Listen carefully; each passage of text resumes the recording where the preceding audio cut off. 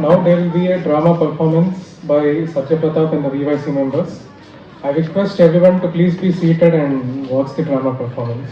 And the theme of the drama is being inspired from the life of Sri Ramakrishna Paramahamsa.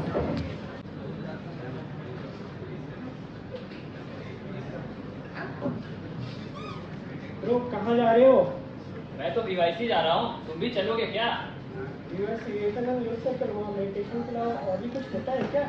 हाँ, Vivekananda youth circle वीवाईसी, वहाँ पे हम विवेकानंद के विचारों को फॉलो करते हैं और साथ में ही हम रामकृष्ण परमहंस के विचारों को भी फॉलो करने का प्रयास करते हैं।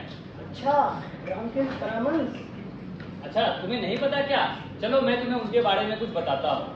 रामकृष्ण परमहंस स्वामी विवेकानंद के गुरु थे और स्वामी विवेकानंद भी कभी हमारे तरह ही कॉलेज के स्टूडेंट हुआ करते थे। बात उस समय की है जब उनके पिताजी की देहांत हो गई थी और उन्हें भी सांसारिक दुख की अनुभूति हो रही थी, तो कई बार वह रामकृष्ण परमहंस से मिलने उनके मंदिर में भी जाया करते थे।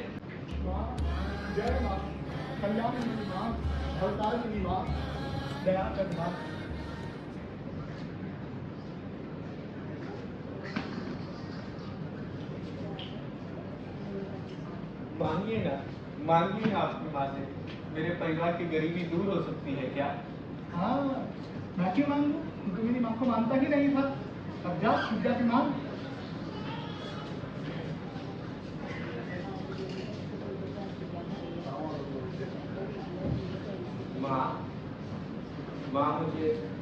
माँ मुझे भक्ति दे, ज्ञान दे, वैराग्य दे। माँ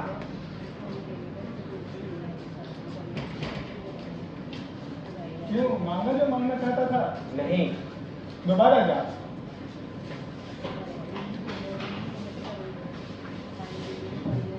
माँ मुझे भक्ति दे, ज्ञान दे, वैराग्य दे। आप मांगा? नहीं मांग पाया। फिर क्या मांगा? मैंने माँ से भक्ति, ज्ञान और वैराग्य मांगा। अरे झूठ! दोबारा जा, मांग जो मांगना चाहता है।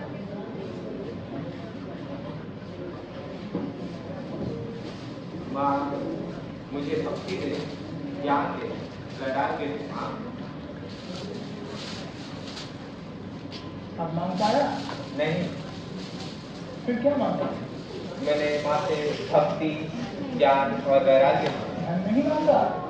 नहीं, आपने जरूर मुझ पर कोई जादू किया है।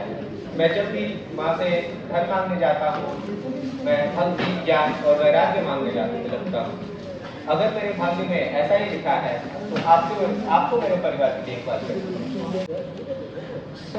स्वामी विवेकानंद माता से पैसे क्यों नहीं मांग पाए? धन मांगते भी तो कैसे? भला कोई राजा से मुट्ठी भर चावल मांगेगा क्या? और उन्हें ऐसी शिष्टाचार ही नहीं मिले थे जो उन्हें धन लोलुपता की ओर ले जाते थे। इसलिए यही कारण था कि वह मां से धन के बजाय ज्ञान, भक्ति और वैराग्य उन्होंने मांगा। मैं होता तो धन मांग लेता। स्वामी विवेकानंद और मुझ में बहुत अंतर है। आज का जमाना बहुत ही सेल्फिश हो गया। जमाना भले ही बदल गया हो, लेकिन महापुरुषों के द्वारा दिए गए शिक्षा और उनका महत्व आज भी कम नहीं हुआ है। अब चलो मैं तुम्हें एक दूसरी कहानी सुनाता हूँ। जब एक बहुत बड़े शराबी ने जब रामकृष्ण परमहंस की संगति ली, तो वो भी भक्ति के मार्ग में प्रशस्त हो गया। अरे ये मैं क्या देख रहा हूँ? बात बता कि गिरीश बाबू आज ऐसे बिना आज होश में बैठे हैं। अरे केशव किसी परमहंस के पास आते जाते रहता था, तो मैं भी देखने गया था कि क्या खास है उनमें। इसमें तुम्हारा होश और शराब से क्या लेना देना? अरे होश की तो बात ही मत करो, वो बिना मदिरा पान के मेरे से अधिक मदहोश रहते हैं और माँ का नाम लेके इधर उधर घूमते रहते हैं। अब तो मुझे हर जगह रामकृष्ण जी दिखने लग गए हैं।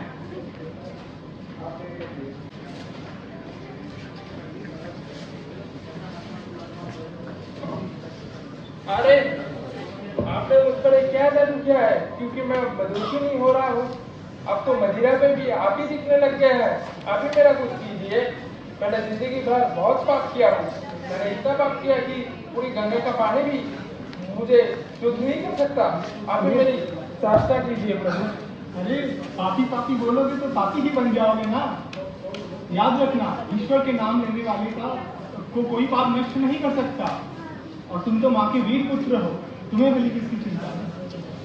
जी, मैं तो माँ की भक्ति करना चाहता हूँ, लेकिन मैं पूरा दिन होश आवाज में नहीं रहता। मुझे नहीं लगता मेरे से हो पाएगा।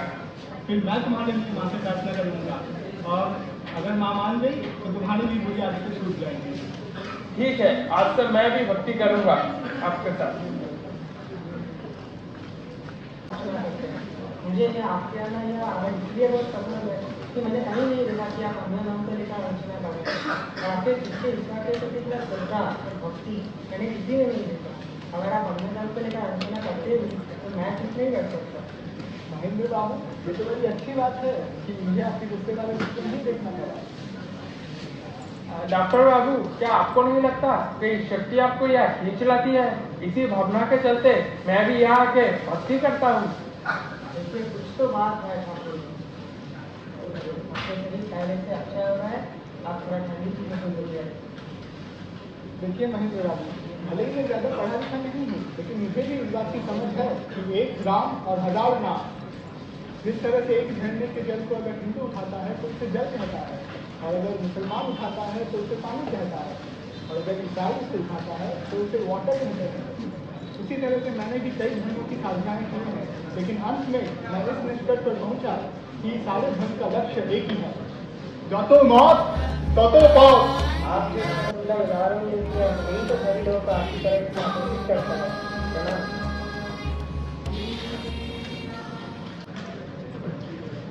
तो क्या रामकृष्ण सिर्फ हिंदू धर्म के फॉलोअर और सपोर्टर थे? नहीं नहीं, आपको कुछ धोखा हुआ है।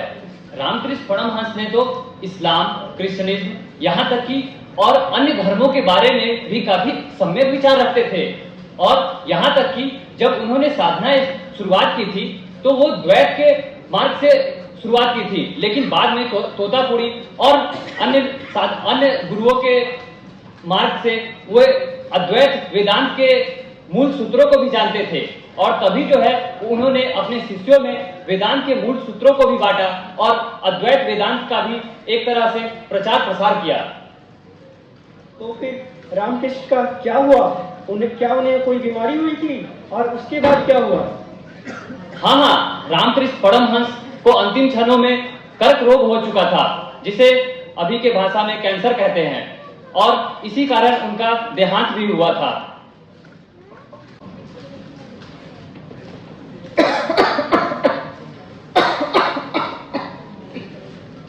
ठाकुर, ये शरीर पीड़ा क्यों? जैसे कृष्ण, जैसे राम, वैसे ही राम, तो ये शरीर पीड़ा क्यों है? ये पीड़ा तो केवल शरीर मात्र की है, इससे कोई वंचित नहीं रह सकता। मुझे पता है कि तुम्हें अभी विश्वास की बात नहीं है, कि तुम्हारा अहम भाव से विश्वास करने से तुम रोक रहा है, परंतु कभी भी अपने विश्वास के जड़ को काटने मत देना। पर भविष्य में मेरा क्या होगा? मेरा मन तो अभी कहीं दूर चले जाएगा। अरे तुम क्यों बार बार किसके बारे में सोच रहे हो? बस ये याद रखना कि जो कुछ भी है वो यही है, अभी है।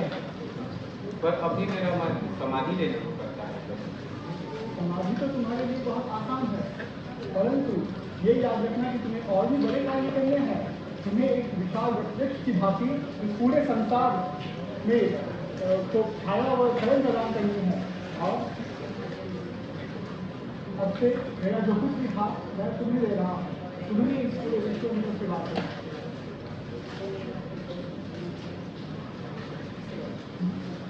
जय तारा। तो रामकृष्ण परमहंस के मृत्यु के बाद क्या हुआ? रामकृष्ण परमहंस की मृत्यु के बाद विवेकानंद और तथा उनके जो और गुरु भाइयों थे उन्होंने संन्यास ग्रहण किया, और साथ ही उन्होंने रामकृष्ण मिशन की भी स्थापना की थी। उनकी मृत्यु के बाद जो रामकृष्ण स्वामी विवेकानंद भारत भ्रमण पर भी निकले थे, और उस बीच में उनकी मुलाकात अन्य लोगों से भी हुई थी। उनमें से शरद चंद्र भी एक थे। मैं अपने आप को बहुत भाग्यशाली मानता हूँ कि मुझे आपकी सेवा करने का अवसर दिया। कृपया आसन ग्रहण करें। मैं भी जल पान कर रहा हूँ। ठीक है।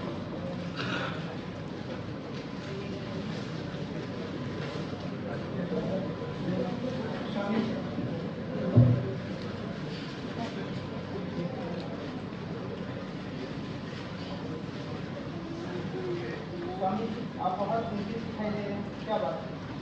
शरद बाबू, आपकी करुणा देखकर मुझे अपने गुरु के अंतिम दिन याद आ रहे हैं, जब हमारे गुरु काली माता का नाम लेते लेते माता के पास चले गए और उस दिन मैंने प्रण लिया था कि मैं अपने गुरु की शिक्षा एवं वेदांत पूरे विश्व में प्रसारित करूँगा। स्वामी जी, अगर मैं इसमें कुछ आपकी सहायता कर सकूं तो मुझे अवश्य बताइए, मैं इसके लिए हमेशा तैयार हूँ।